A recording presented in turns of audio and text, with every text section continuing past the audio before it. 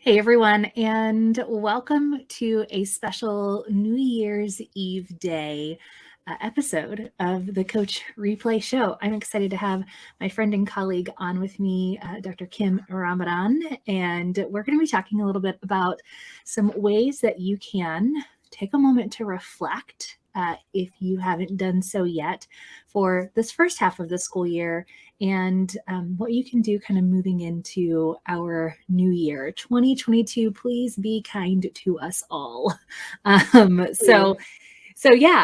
Kim, welcome. Great to have you Thank you. back on. Happy to be here always. Yes, always. All right, so micro episode today. We're going to try to keep it under 15. Let's see if we can do it. What are 3 things that people can do now to reflect on their coaching? Well, I think first is really to reflect on how you as a coach have changed and some of your successes. Yesterday we as a company talked about our success, and I immediately went to the things I need to work on for next year. And I had a colleague stop me and say, wait a minute, like some things have gone well this year. Let's talk about them, And I think as a coach, we've all had challenges. This has been a very, very tough year. Maybe we weren't expecting for it to be as hard as it is, but there have been some successes. And I think that's where we need to start. That's where we need to begin.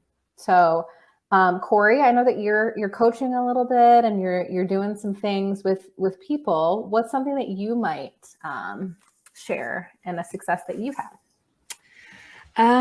So this year I have kind of focused a little bit more on things are crazy, right? In my household, and my kids are back in school, so we're no longer homeschooling, but we're expecting our 4th, and that's made me real tired. And work's been amazing. We've had the blessing of having some really amazing groups put their trust into Kim and I for leading them in their own coaching. And it's been a really busy year on top of an atypical year. And so some success I would say that I have reflected on is, one, my ability to kind of just be present. That's something that I had really was stressed a little bit about, was letting all the other things flood in as I'm talking with folks in coaching sessions. And I think I've done a pretty good job of being present in the conversation and really listening as we are doing that. So I love this, by the way, this idea of celebrating success as opposed to focusing on where can you do better. Starting with success, that's important. I think it's also about like sharing that success with someone. It can almost sound like, hey, by the way, I want to tell you this really great thing I did this year. That can sound a little strange sometimes. Toot, toot. However, yeah, I know. But however, I feel like we really have to support each other in this really hard year. And it's not about bragging. It's about, and I would say one of the success that Cory's had is I've come on as a new employee with Sibme, and she's done a great job of helping me. And so I really appreciate that. And I think it's not about bragging, it's about supporting each other. And so you need to tell someone, tell a trusted colleague, tell someone. I would say for me, I have been coaching a couple brand new coaches. I've had the honor of being able to do that. And very recently, they've been able to say to me, okay, so I know what this teacher needs to work on, and I know that this is their goal that they want to work on. And they've kind of been able to verbalize things to me more. I sit back, I ask questions, but I don't have to lead as much as I did maybe before. So I think that is a success of their growth, but also, we've moved forward in a lot of ways. So it's felt really good recently to have those conversations. Yeah. And I want to invite our guests to share, what are you celebrating? I mean, are you celebrating just kind of getting to this winter break and the end of 2021 without crying too much? You still have tears to give in the new year. Or is there something, great that you would like to share? So if you don't have anyone to share it with, or if you want to share it with us here in our Coach Replay community, we invite you to comment below and let us know what your success is for this year. I love that. So the second thing that I think, kind of piggybacking on that, Mm-hmm. is everyone, that's on this call is a coach likely. Everyone who's listening, whether you're coaching, you're a principal, you're an administrator, you're coaching folks, or you're a superintendent and coaching folks, or a coach, an instructional coach in a building. And so we really want you to think about where is one area that you have seen success in your coachee, we'll call it coachee, whether that's a teacher, whether that's a whoever you are coaching. What is the success that you feel like, someone else has had? And I think, what I am really proud of, and I have one coach, we have a coach the coach model here at Sibme. And so I was able to coach someone in Harmony, and they have micro credentials. And this guy was so amazing. This coach that I worked with in Harmony, he nailed it. His very first, micro credential, first time we went through it together and got it on the first round, which is not typical of those going through micro credentials. He worked really hard. He had a great coachee a volunteer who worked with him. But we worked on it together. I just sat back and asked questions once again, and he just went for it and nailed it. So the part about this too is making sure to share that with the person. So I was able to email his supervisor. I had that person's email. I was able to shout him out on Twitter. I think it's important to acknowledge that with people, but also put it out there in the world, because people are doing some really amazing things and they need to hear it. They need to be able to, feel that and hear it. And for some people, it's important. Rick probably was a little embarrassed. I see him getting a little red probably from that. And also that I'm talking about him right now, but he did such an amazing job, and I'm so proud of him. Yeah. Cory, you've coached some people. So what do you think? Yeah.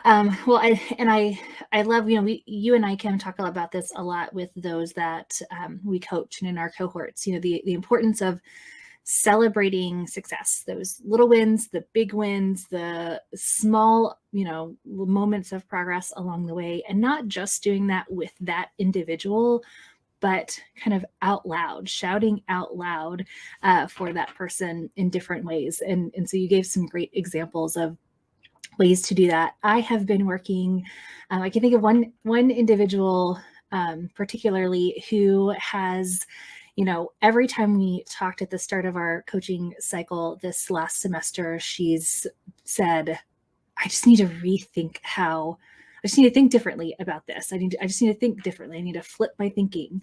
And, our conversation and our questioning has kind of continued to reinforce that. And in our last conversation, she's like, I've got it. My thinking is flipped. And so she's just really embraced thinking about how one small change in her classroom can lead to all these other changes, but she's staying focused in her work and making sure that progress is being done in kind of one small milestone or the other, but she's not losing sight of kind of a big picture, which is exciting. It's exciting to work with those individuals who kind of have that level of commitment, and they're partners. You get to be partners in their journey. And so shout out to Amy, who's done an amazing job at thinking about how she can engage her students in a post-pandemic classroom through different tools and technology, but also, different structures. So she's been really thinking outside of the box and doing some amazing things in her classroom. I love that. Yeah, I think it's so great when you have somebody that is super intentional, but also forward thinking, and all of those things are so great. We're proud of so many people, but I think, this is just a really great opportunity to shout someone out. So let them know that they've done a great job in this new year. The final thing, so we said we had 3. The final thing that we want to share with you is to set that intention. So now that we've celebrated ourselves, we've celebrated the coaches that we're working with, which we need to do first and foremost. And I need to remind myself of that as well. We have some really great mission cards here at Sibme, and I think there's one that's very focused on, you may have a teacher who is, so let me back up. I'm coaching some student teachers at Roosevelt University here in Chicago. And I think sometimes when people start using video, they're like, oh my gosh, this is really intimidating. I'm not sure how I feel. And sometimes the best way to start is by doing something that's super low stakes, something that really isn't going to ask someone to just put a camera in front of them teaching with students, and that can feel kind of strange at first. So one of the things that I'm going to try, and an intention that I have, is my student teachers, I want them to first do a classroom 360.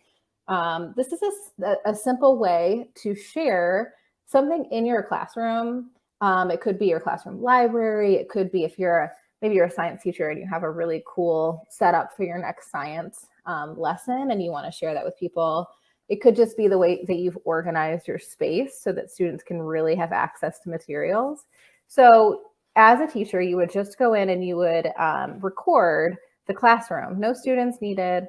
You would just have this, you would start the recording on your mobile device and then share it with someone. It could be in a collaboration huddle with other people, could be in a coaching huddle. In this case, I'll set up a coaching huddle with each of my student teachers, and they'll share their classroom with me. It helps me to see, because I probably am not going to set foot in their classroom. We'll do recording throughout student teaching. And so it helps me see what their setup's like, where their desks are, where they're going to be sitting. So depending on where the camera angle is when they're recording the class, I'll have a vision of what that classroom looks like. Very low stakes, very easy, and an easy way to start for people who are just starting to record.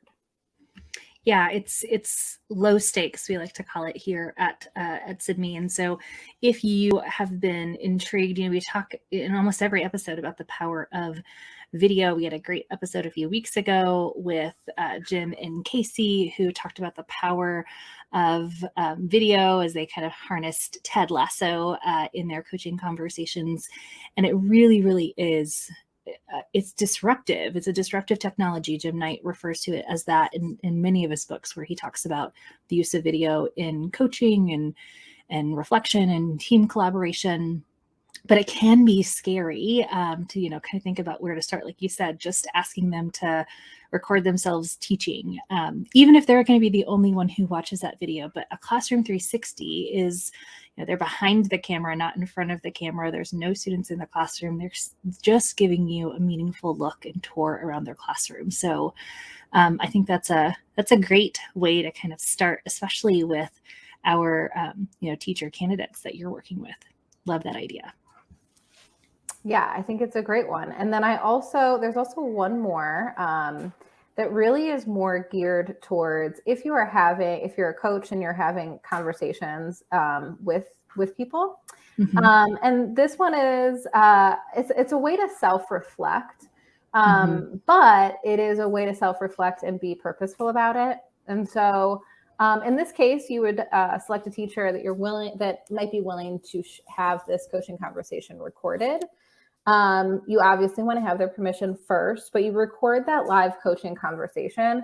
You put it in your workspace. In your workspace, at this point, no one else can see it. It's just for you to reflect. And you watch your video and reflect on your coaching moves. I think it would be important to first identify a bright spot or something that you did well, and then maybe identify a goal that you might have moving forward. As I'm having more coaching conversations in this new year, I think it's going to be important to record these for my self-reflection, also because we may want to share them out here at Sibme in some way, shape, or form. And so I want to be sure to have these things recorded. I definitely want to continue being self-reflective myself. Yeah, and this is one of my favorite mission cards for coaches. It's something that I do, so it's just a norm of practice for me to, from the first meeting, I always ask the teachers that I'm working with, and it's a little bit easier for me now in the past 5 years since I've been solely virtually coaching. This year I actually get to be in the classroom a couple of times, which is pretty amazing. But even before, I would ask if I could record our conversation because I was working on things. When I introduced video into coaching, it changed the conversation because suddenly my teachers had more to say because they've seen themselves, right? So they've been able to process that information and they've had that power of reflection brought into the partnership. Instead of me trying to say, when I was in your classroom, this happened. Do you recall that? Now here's a reflective question for you. Process it on the spot. they were able to watch the video ahead of time. We had both kind of seen that artifact and we're coming together to talk, and they had a lot more to say. So I had to learn how to get out of the driver's seat, which is something I'd wanted to do, but is much harder to do than it is to say you're going to do. And so this has been something I have been doing. My intention for the new year is to, this semester I hadn't really sat down in a while to watch those videos back. And I have been doing that in the last month or so, and it's been really powerful. And one of the books that I have started slowly reading this year is The Advice Trap, which is one of my favorite books by Michael Bungay Stainer. And I can see myself getting in that advice trap, especially this year, as I have had some teachers that I've worked with last year when they were fully remote and online teaching and was more of a directive support. I was doing more consultation with them around tech tools they could use. They were in a more unaware stage. Now that they're back in the classroom, I had very specific ideas of what I was thinking they would do with what they learned last year in their classroom.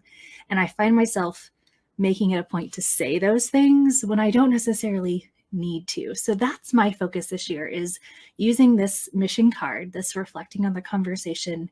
And I'm going to be focusing on my advice trap and how to stay out of that. And really sometimes just say, yes, that's the perfect goal, not yes and, or yes, but just saying, yes, you've got it. That's a great plan. How can I help you? Instead of adding on to that, because I've noticed I've done that a couple of times with a few of my teachers this year. And it hasn't turned out horrible, but they're already stressed and overwhelmed as it is. And it's okay for me just to say, yeah, that's a great next small step. And it's small, but that's still a step forward. I love that. And then they still have their power too. You're not taking it yes and then they forget about what you said because this is what we think needs to happen. Right. So exactly. I love that. I love exactly. that. I think that's great. And it really is empowering teachers, which is what we've been talking about this year. So yeah, I love it. So you'll be able to access those 2 cards and our 3 takeaways: celebrating your success, your coach's success, and then setting your intention for the new year.